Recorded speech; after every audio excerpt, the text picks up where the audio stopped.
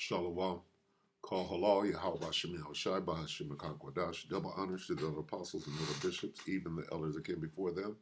They taught us this truth. Shalom and salutations to all the brothers up pushing the word, truth and sincerity, the hopeful elect tabernacle of David. To the Aquat that are listening, learning, being a pillar of rest, 144,001 1/3.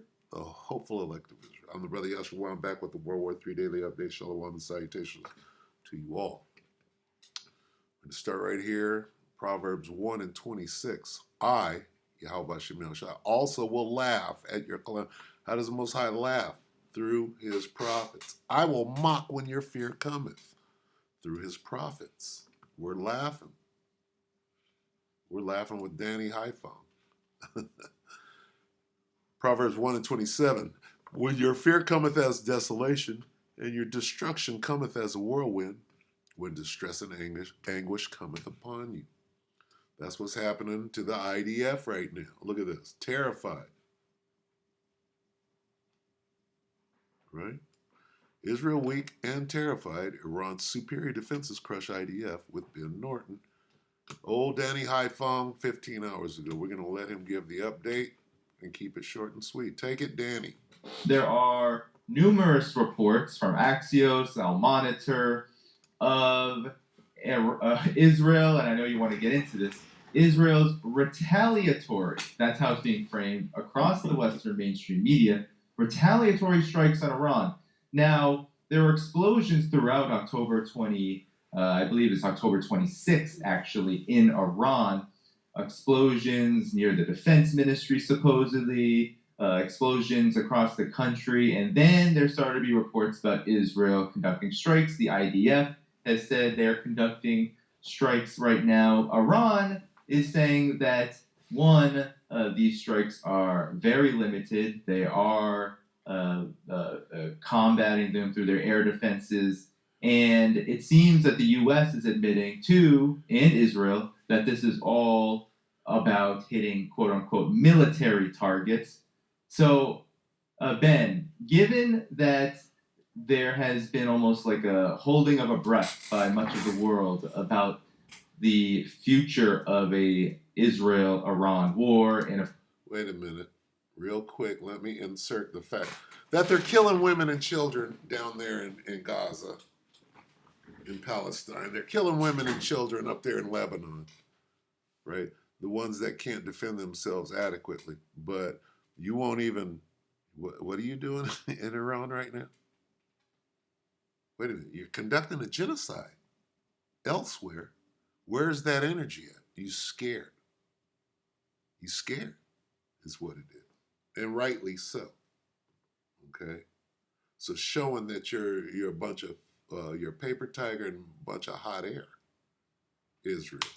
The United States' role, which the U.S. was sending F-16s to CENTCOM to send to Israel. Supposedly another THAAD system is going there, a second one. A day or so ago, Israel sent 100 F-35. 100 F-30, 100 F-35s. That shit is falling apart right now. That whole little story about, well, Israel struck. Well, Israel. Now they're being laughed at. Danny Haiphong is mocking the IDF right now. Right here. This is a mock. Israel weak and terrified. Iran superior defense. That's mocking. Crush IDF. That's mocking tone. In order to bolster Israel's defenses. Talk about your assessment of this situation. It seems like, this is not only a major development, a very dangerous one, but also I think says a lot about where this burgeoning all-out war, a regional war, and global war, where it's all going. What it does seem is that Israel is afraid of escalating further. No, they're not. They're not afraid of escalating a genocide. No, you're picking and you're choosing your battles because you're not stupid. When women and children can't defend them, you're right there to kill them. But, somebody's got some firepower and we'll shoot back. We're not going to fuck with them. That's fucking cowardice. I'm sorry. It is what it is. It's obviously a good sign. It shows that Iran has been able to successfully establish a deterrent.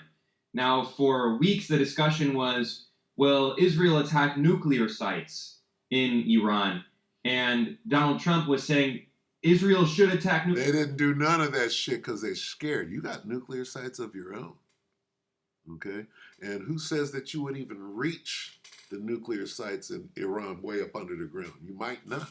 But you could spit at Dimona and hit that thing.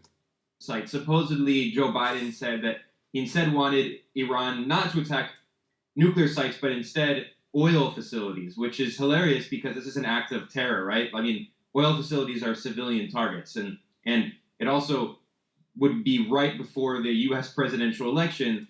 And where's that genocidal energy at? You're conducting a genocide, but over here you're being benevolent and thinking of people's feelings. No, you're not. Israel were to bomb oil facilities in Iran, cutting off Iran's oil production, it would almost certainly lead to a massive increase in oil prices right before the U.S. election, which would be just a genius master strategy by the Biden White House. So it looks like Israel instead decided that it's only going to hit so-called military targets, which is quite surprising. Israel is conducting a genocide right now. Okay, so what they're being benevolent and we're only going to. Why are you not only hitting military targets in Gaza? Huh? Where'd that come from? Usually, Israel hits civilian targets constantly. But I think this is because Iran successfully showed that it has established a deterrent. It can't. No, because Iran has shown we will light your ass all the way up and run you out from the river to the sea. Okay? That's what Iran showed.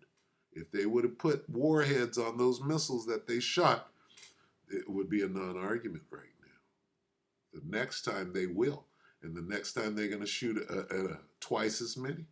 With warhead, what you going to do? They know what it is.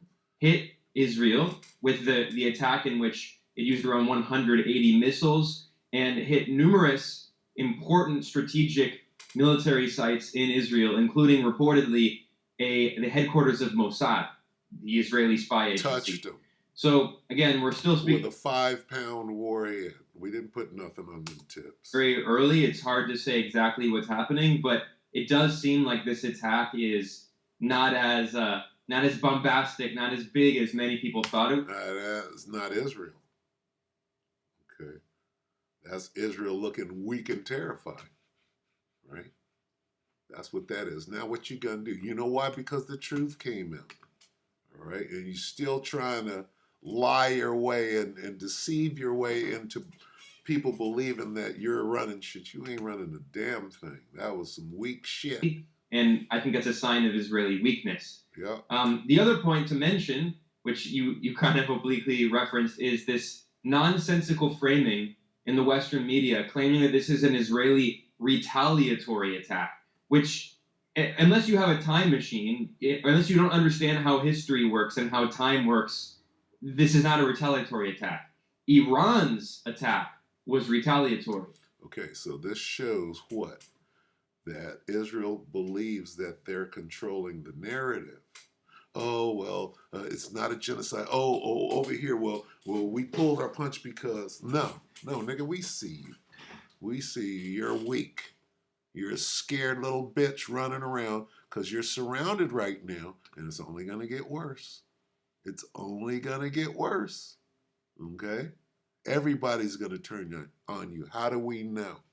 Because it says so in the scripture. Because let's not forget here, Israel has carried out numerous attacks on Iran over the past year. I mean, of course, going back decades, assassinating Iranian scientists and carrying out attacks inside Iran. But in particular, in the past year, Israel has carried out numerous attacks on Iranian soil. So first of all, in April, Israel bombed Iran's embassy, its consulate in Syria, which was an act of war according to international law. An embassy or a consulate is the national territory of whatever the country is that operates it. And then that was the previous Iranian retaliatory attack against Israel in response to that the attack that Israel initiated. And then in July, Israel assassinated Ismail Haniyeh, the Hamas leader, in Tehran, in Iran's capital, which was another act of war inside Iranian territory. And then Israel also assassinated a top Iranian general in Lebanon as part of this horrific attack in which it destroyed 6 entire high-rise buildings to try to kill Hezbollah leader Nasrallah. Israel also got less attention, but Israel also killed a major Iranian general. Imagine if Iran killed a major Israeli general, right? It would be all over the news, but when Israel does it, it's not a big deal. Okay, we can stop it right there. It's just more of the same. So what's going on? Okay, well, this thing is moving forward, but it's moving forward slowly. Okay, let me just read this. All right, because this is who is going to win. All right, let's just start at 30. Second Ezra is 15 and 30. Also the Carmanians, who are the Persians, who are the Iranians, raging in wrath, shall go forth as the wild boars of the wood, and with great power shall they come. See? This right here. And with great power shall they come and join battle with them. Who? With the Arabs, the Arab nations, which would be Lebanon, which would be Yemen, okay, which would be Palestine, okay. With great power shall they come and join battle with them, and shall waste a portion of the land of the Assyrians. So Iran is going to change the tide of what's going on. Then what? Then Hezbollah is going to rise up. And then shall the dragons, right? The Arabs, Lebanon and Hezbollah, then shall the dragons have the upper hand. Uh-oh. When this happens, right? The Iranians are going to join battle with the Arabs, and then the Arabs are going to be in position to win. That's what the upper hand means, remembering their nature. And if they shall turn themselves, conspiring together in great power to persecute them, that means if they stop fighting amongst themselves, as in Sunni Shiite, right, differences, if we put that down for a minute, come together, right, we're going to have them running. All right? So that's how we know how this whole thing is going to wash out. We just got to sit back and watch. So it's going to move a little slower. See, we thought that Israel was going to come overwhelming and get this shit popping. What did they do? They're playing pity pat, right? They threw a Nerf dart, right, at Israel. I mean, at Iran, and Iran is laughing, right? When your fear comes, why did Israel do such a weak strike? Because they're scared, and we're laughing at them. When your fear cometh as desolation, and your destruction cometh as a whirlwind, when distress and anguish cometh upon you, right? Salakia, this is first. I also will laugh at your calamity. I will mock when your fear cometh. This is fear. Okay, they're scared. What does terrified mean? Scared, weak, and terrified. When your fear comes, and we're laughing over here. So with that, we hope that the elect were edified. We're going to keep watching this and keep reporting on it every day, except for camp day. We're reporting on it then. So with that, we hope the elect were edified. Your brothers and few sisters, shalom.